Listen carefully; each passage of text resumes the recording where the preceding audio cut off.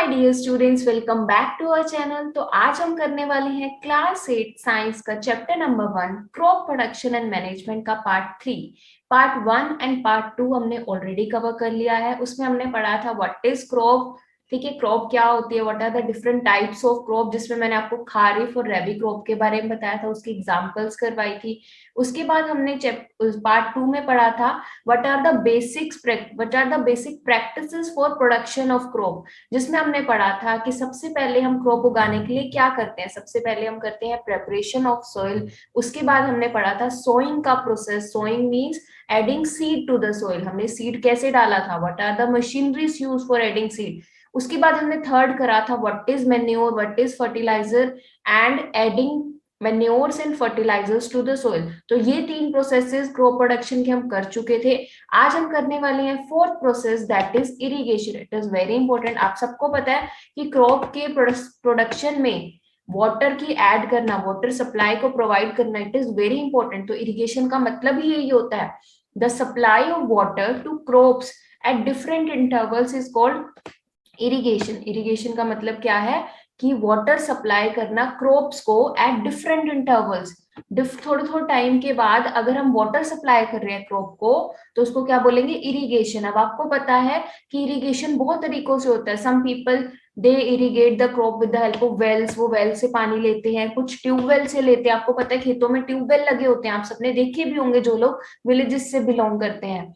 उसके अलावा कई लोग पॉन्ड से लेते हैं, lakes, rivers, dams and canals. These are the different sources of irrigation जहां से हम पानी ले सकते हैं to supply to crop। ठीक है, अब टाइप्स ऑफ इरिगेशन में हम पढ़ेंगे what were the method used for irrigation earlier as well as what are the modern method, this is modern, what are the modern method of irrigation। तो सबसे पहले हम ट्रेडिशनल मेथड्स के बारे में पढ़ लेते हैं।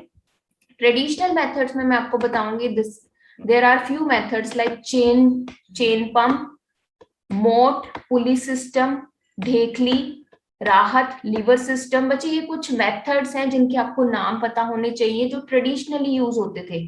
ठीक है, जैसे आपको पता है कि पानी खींचते थे पहले, चेन मतलब जैसे आपको पता है कि जैसे ट्यूबवेल वगैरह से कैसे हम खींचते थे कि एक बकेट अंदर डालते थे, उसको खींचते थे, पुली लगा रखी होती थी, पुली सिस्टम। ठीक है, उसके बाद ढेकली, राहत, lever system, these are some methods that were used earlier for irrigation. ये आपको कुछ पिक्चर्स भी दिख रही हैं। यहाँ पे क्या है, यहाँ पे देखिए ये मूव कर रहे हैं दो मैन्स इसको, ठीक है, और यहाँ से पानी आ रहा है। ठीक है, this is a method of irrigation. यहाँ पे भी देख लीजिए, अ पर्सन इज मूविंग, ठीक है, वो मूव कर रहा है इसको, और साथ में क्या हो रहा है, पानी गिर रहा है। ठीक है, these are the two methods of irrigation. ये इतने ज्यादा इंपॉर्टेंट नहीं है, बस आपको इनके नेम्स पता होना चाहिए। इंपॉर्टेंट क्या है, इंपॉर्टेंट है बच्चे मॉडर्न मेथड ऑफ इरिगेशन। आजकल कौन से मेथड यूज होते हैं इरिगेशन के, तो आपको पता होना चाहिए sprinkler system and drip system. These are the two methods, modern method that are used in irrigation. Sprinkler क्या होता है बच्चे, देखिए क्रॉप्स के बीच में आपको पता है छोटे छोटे पाइप्स लगा रखे होते हैं, और वो फुवारे की तरह, स्प्रिंकलर मीन्स फुवारा, वो क्या करते हैं, स्प्रिंकल करते हैं वाटर पर, क्रॉप पर वाटर स्प्रिंकल करते हैं, क्रॉप पर वाटर। ठीक है, this is called sprinkler system. अगर मैं बात करूं ड्रिप सिस्टम, ड्रिप सिस्टम के बारे में आपको एक खास बात बता दूं, वो आपको पता होनी चाहिए कि drip system helps to save water. ये बहुत अच्छा मेथड है वाटर को सेव करने का। अब ये कैसे, ड्रिप इरिगेशन सिस्टम में बच्चे क्या होता है कि छोटे छोटे पाइप्स लगा दिए जाते हैं, कहाँ पे, near the roots of the plant. आपको पता है, सपोज कीजिए ये हमारा प्लांट है, ये उसकी रूट्स है। अब आपको पता है वाटर कहाँ चाहिए, वाटर मेनली हमें कहाँ चाहिए, प्लांट की रूट्स पे। तो ये क्या करेंगे, पाइप्स लगा देंगे छोटे छोटे, ताकि जो वाटर है सीधा उसकी रूट्स पर हो। ठीक है, अगर हम नॉर्मली ऐसे वाटर स्प्रे करते हैं तो थोड़ी वेस्टेज ऑफ वाटर होती है, लेकिन अगर हम सीधा वाटर उसकी रूट्स पर देंगे, then there is least wastage of water. So this method is very important, drip irrigation system. It helps to save water, it is water efficient method, वो पानी को बचाता है क्योंकि वाटर सीधा प्लांट की रूट्स पर आके गिरता है। उसके बाद ये वाला मेथड है स्प्रिंकलर। स्प्रिंकलर का मतलब होता है फुवारे। उसमें क्या होता है, water is being sprinkled on the crop. These are two modern method, जिसके आपको नेम पता होने चाहिए। ड्रिप इरिगेशन सिस्टम के बारे में आपको पता होना चाहिए, it helps to save water. उसके बाद मैं बात करूंगी प्रोटेक्शन फ्रॉम वीड। फिफ्थ जो हमारा प्रोसेस आता है क्रॉप प्रोडक्शन में, प्रोटेक्शन फ्रॉम वीड्स। बच्चे वीड्स आपको पता होगा, these are the undesirable plants, जैसे सपोज कीजिए ये हमारा डिजायरेबल प्लांट है, जैसे कि हमारा वीट ग्रो हो रही है, हमारी ये वीट की लेयर है, यहाँ पे एक पूरी लाइन वीट ग्रो हो रही है, बट आप देखोगे उसके साइड पे एक्स्ट्रा प्लांट्स भी कुछ ग्रो हो जाते हैं जो हार्मफुल होते हैं, जैसे घास हो गई या कुछ एक्स्ट्रा प्लांट हो गए दैट आर हार्मफुल। अब वो हार्मफुल क्यों है?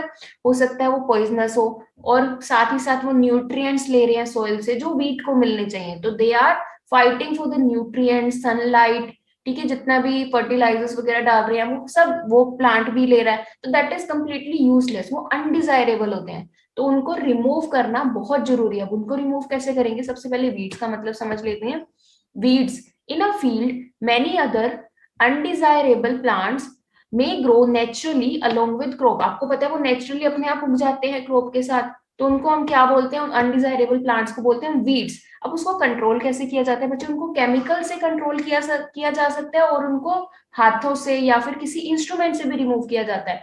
तो अगर हम उसे केमिकल से, अगर हम कुछ ऐसा केमिकल डाल रहे हैं कि वो वीड अपने आप खत्म हो जाएगा, तो उसको मैं बोलूंगी वीडिसाइड। देखिए आप इस चैप्टर में वीडिसाइड, इंसेक्टिसाइड्स, हर्बिसाइड्स के बारे में पढ़ेंगे। तो देखो साइड्स का मतलब होता है किलिंग, तो वीड्स को किल करने वाला होता है वीडिसाइड। अगर मैंने यहाँ लिखा इंसेक्टिसाइड्स तो मतलब वो इंसेक्ट्स को किल करेगा, हर्बिसाइड मींस वो हर्ब्स को किल करेगा, ठीक है। तो weedicides can weeds can be control by using certain chemicals called weedicide. बच्चे ये एक एग्जांपल है 2,4-D। 2,4-D is an example of weedicide. ये वो केमिकल है जो वीड्स को रोकता है, वीड्स को डिस्ट्रॉय कर देता है।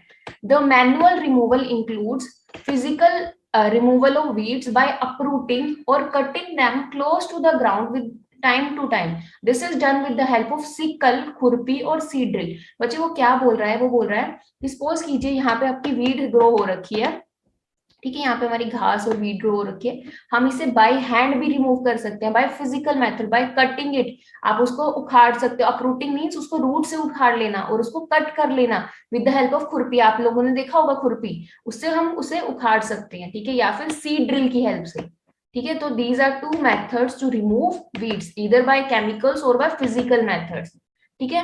अब यहाँ पे इस पिक्चर में आपको दिख रहा है अ मैन स्प्रेइंग वीडिसाइड। एक मैन है जो वीडिसाइड, वीडिसाइड क्या है? केमिकल्स को स्प्रे कर रहा है सो दैट जो एक्स्ट्रा वीड्स है वो खत्म हो जाए। अच्छा, अब आपको मन में ये आ रहा होगा कि ये वीडिसाइड कहीं हमारे मेन क्रॉप को तो नहीं डिस्ट्रॉय करते? नहीं, ये हमारे मेन क्रॉप को नहीं डिस्ट्रॉय करते, they only destroy the weeds, जो उसके आसपास वीड्स है सिर्फ उसको डिस्ट्रॉय करते। अब देखिए हमारी जो क्रॉप है वो ग्रो हो चुकी है, हमने एक्स्ट्रा जो अनडिजायरेबल प्लांट्स है वो भी रिमूव कर लिए, तो अब हमारा क्या आता है प्रोसेस? हमारा प्रोसेस आता है हार्वेस्टिंग। आपको पता है अप्रैल के मंथ में जनरली हार्वेस्टिंग हो रही होती है, तो हार्वेस्टिंग कैसे करते हैं?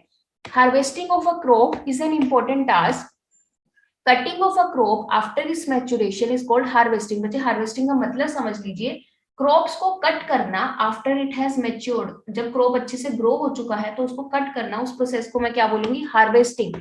अभी कैसे किया जाता है आपको पता है? ये हाथ से भी किया जा सकता है with the help of sickle. ये क्या? हमारी सिक्कल, इसकी हेल्प से भी। और मशीन, मशीन कौन सी? आप हार्वेस्टर ले सकते हो, कंबाइन ले सकते हो। आप सबने ये वाली मशीन्स के नेम सुने होंगे, हार्वेस्टर, कंबाइन। जो भी फार्मिंग बैकग्राउंड से बिलोंग करते हैं उन्होंने सुना होगा हार्वेस्टर क्या होता है, कंबाइन क्या होता है, ठीक है, और सिक्कल क्या होता है। सिक्कल तो आपने ये देखी भी होगी, ठीक है। In the harvested crop the grain are separated from chaff by the process of winnowing and threshing. बच्चे देखिए वो हार्वेस्टेड क्रॉप में बोल रहा है कि जो ग्रेन है वो शाफ्ट से सेपरेट हो जाते हैं एक प्रोसेस से। उस प्रोसेस को क्या बोलूंगी मैं? विनोइंग बोलूंगी या फिर थ्रेशिंग बोलूंगी। तो these are the two processes जिससे हार्वेस्टेड क्रॉप सेपरेट हो रहा है from chaff with the help of process of winnowing and threshing, ठीक है। अच्छा, इसके बाद हम आगे पढ़ेंगे, ये हार्वेस्टिंग का हमने समझ लिया। इसके बाद हम पढ़ेंगे स्टोरेज।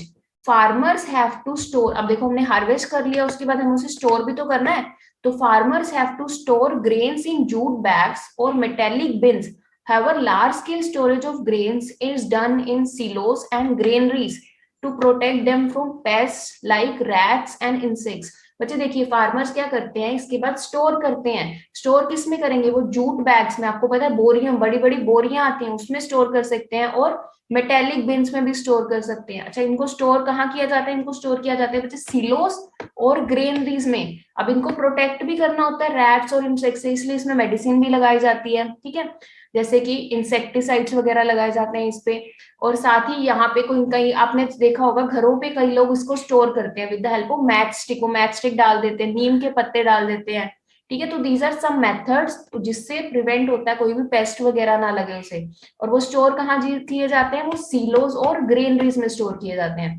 तो देखिए ये हमारे कंप्लीट हो गए what are the various processes for production of crop. इसके बाद हमारा लास्ट आता है एनिमल हस्बेंड्री। बच्चे एनिमल हस्बेंड्री का मतलब समझ लीजिए। अब देखिए जहां पे भी क्रॉप की प्रोडक्शन होगी, जो भी फार्मर्स है वो साथ में लाइफ स्टॉक्स भी रेज करते हैं। लाइफ स्टॉक रेज करते हैं मीन्स वो उनके पास कैटल हो सकती है, बुफेलोस हो सकती है, वो क्या है या फिर हैंस हो सकती है। तो these are different livestock जिसको वो यूज करते हैं। हैंस का मतलब वो एग या फिर मीट का यूज कर, मीट की प्रोडक्शन करते हैं। और अगर मैं बात करूं केटल्स वगैरह, तो केटल्स आपको पता है दे गिव अस मिल्क, तो डेयरी फार्मिंग कर सकते हैं साथ में, या फिर वो पोल्ट्री फार्मिंग कर सकते हैं, ठीक है। तो एनिमल हस्बेंड्री का मतलब समझ लेते हैं। एनिमल्स रियर्ड एट होम और इन farms have to provided with proper food, shelter and care.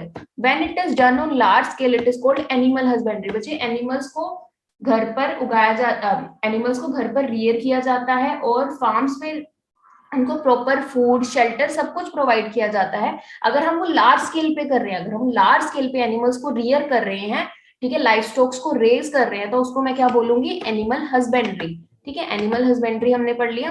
तो यहाँ पे हमारा चैप्टर कंप्लीट होता है क्रॉप प्रोडक्शन एंड मैनेजमेंट वाले का। अगर आपको ये पसंद आई हो वीडियो तो please do like, subscribe and share to this channel, ठीक है। See you next time, bye.